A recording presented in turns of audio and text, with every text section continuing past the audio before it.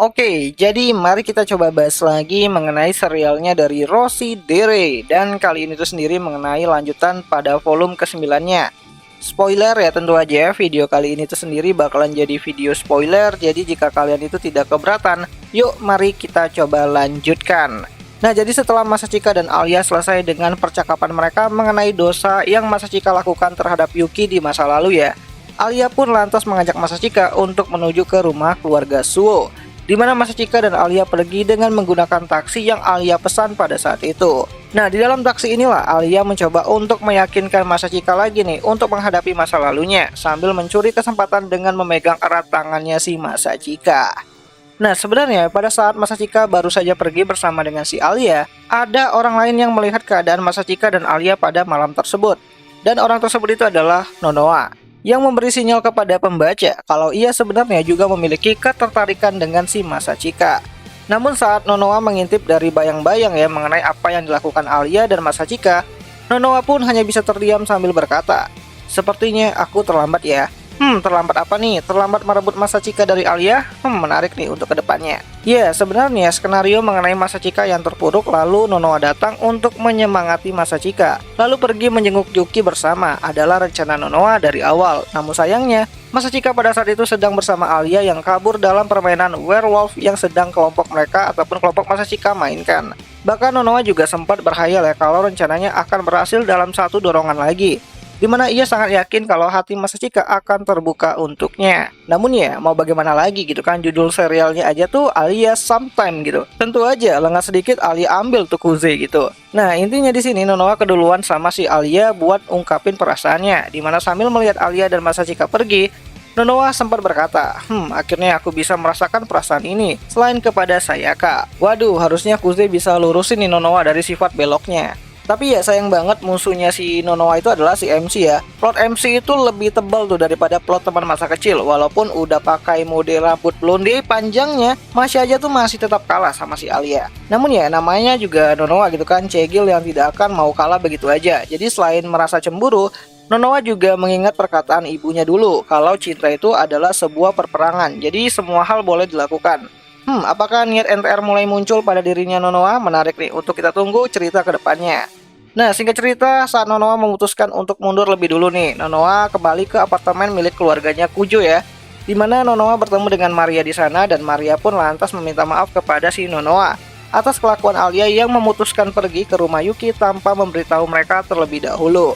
Nah, Nonoa yang hanya bisa tersenyum dan berkata kalau mungkin saja ada hal mendesak lainnya yang membuat Alia dan juga Masachika pergi menuju ke rumahnya si Yuki. Nah, sebenarnya alasan Yuki tidak ikut bergabung ke rumahnya si Alia dan juga Masya adalah karena Yuki beralasan kalau dia tuh punya keperluan mendadak lainnya. Yang sebenarnya pada saat itu Yuki sedang mengalami sakit flu-nya. Namun ya dia tuh tidak ingin orang lain tuh tahu gitu. Kecuali Ayano, Alia, Masachika dan juga Nonoa yang tahu dari si Ayano. Tapi ya di sini Nonoa memilih untuk diam saja.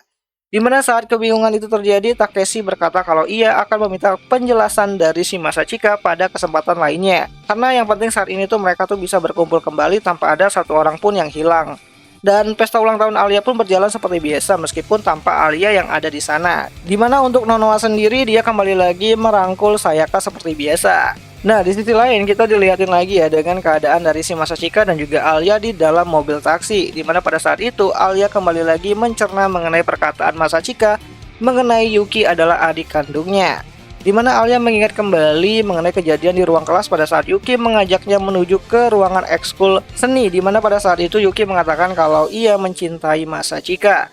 Dan Alia tidak paham kalau itu adalah rasa cinta dari adik kepada kakaknya, dimana Alia pikir kalau saat itu Yuki mencintai Masachika sebagai lawan jenis. Bahkan Alia sampai berpikir kalau ia telah berkata tidak sopan kepada adik dari orang yang dia sukai mengenai perasaannya pada saat itu, yang tidak akan membiarkan Masachika direbut sama si Yuki. Bisa gawat nih kalau nggak direstui gitu kan sama si Yuki. Ya intinya itu adalah pikiran yang Alia pikirkan pada saat dia berada di dalam taksi. Ya intinya di sini Alia masih ragu ya mengenai hubungan Masachika dan juga Yuki, dan untuk memastikannya dia harus menuju ke rumah keluarga Suo. Dan tentu saja di sepanjang perjalanan Alia malah memikirkan hal-hal mesum yang ia karang sendiri di dalam otaknya, seperti dirinya yang terlihat agresif dengan memegang tangan Masachika lebih dulu dan meletakkan di atas pahanya. Bahkan dengan pikiran konyolnya si Alia pada saat itu, Masachika masih saja terdiam sambil melihat arah luar dari balik kaca mobil tersebut. Ya, seperti orang yang bingung harus bagaimana menghadapi Yuki nantinya. Nah intinya saat Masachika sibuk dengan masalahnya sendiri, Alia bukan menenangkan, malah berpikir hal-hal mesum yang sedang ia lakukan kepada Masachika tanpa sadar. Bahkan meski sudah beberapa kali menghilangkan pikiran tersebut, otak Alia berakhir dengan satu pertanyaan. Apakah kesempatan seperti ini akan datang lagi ke depannya? Damn, sesat bener ini pikiran si waifu Ura gitu. Dan ya jadi kurang lebih seperti itulah kejadian di dalam chapter 1 pada adaptasi volume ke-9 dari light novelnya Rossi Dire, di mana chapter ini tuh berisi mengenai Alia yang mulai sadar ya kalau Yuki adalah adik kandungnya dari si Masachika. Ditambah lagi musuh baru Alia muncul setelah Alia ini tuh bersaing ketat dengan Yuki dan Masha pada beberapa volume sebelumnya. Dan sekarang nambah lagi nih si Nonoa yang mulai mendekati si Masachika. Di mana Nonoa mulai mencoba untuk merebut hatinya si Masachika, dan jika Alia lengah dikit tentu aja Nonoa bakalan cepat untuk meng-NTR si Alia itu sendiri dengan merebut si Masachika. Jadi menarik nih gitu kan cerita kedepannya. Jadi jangan sampai kalian itu kelewatan lah gitu. Karena selanjutnya kita bakalan bahas mengenai bagaimana si Alia ini tuh tiba di keluarga Suo ya, di kediaman keluarga Suo. Terus bertemu sama si Natsu juga di sana, sama Ayano juga. Terus bakalan ngadapin si kakek KFC. Dimana Masachika nantinya bakalan izin dulu nih untuk bisa bertemu sama si Yuki, dan akhirnya ya di sini akan ada kejadian canggung di mana Alia yang dikira datang ke keluarga Suo itu dibawa sama si Masachika untuk meminta izin untuk bisa menjalin hubungan dengan si Masachika. Ya intinya di sini tuh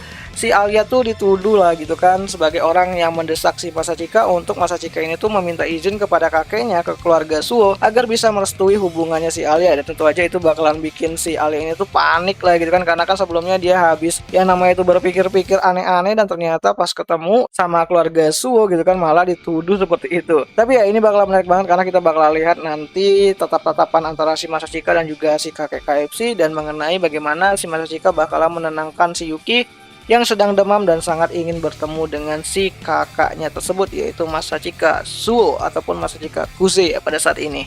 So itu aja lah dulu mengenai pembahasan kali ini, dan jika ada yang salah aku minta maaf, dan jika kalian ingin konten ini dilanjutkan lagi untuk pembahasan dari alur cerita dari Rossi Dire volume ke-9 ya, kalian bisa tulis di kolom komentar lanjut bang gitu kan, biar kita lanjutin gitu. Dan jika ada yang ingin kalian tambahkan, kalian bisa bantu aku juga di kolom komentar dengan cara menuliskan apa yang kurang-kurang dan apa yang ingin kalian sampaikan juga di kolom komentar. Siapa tahu menarik, dan sampai jumpa di pembahasan anime lainnya. Jani.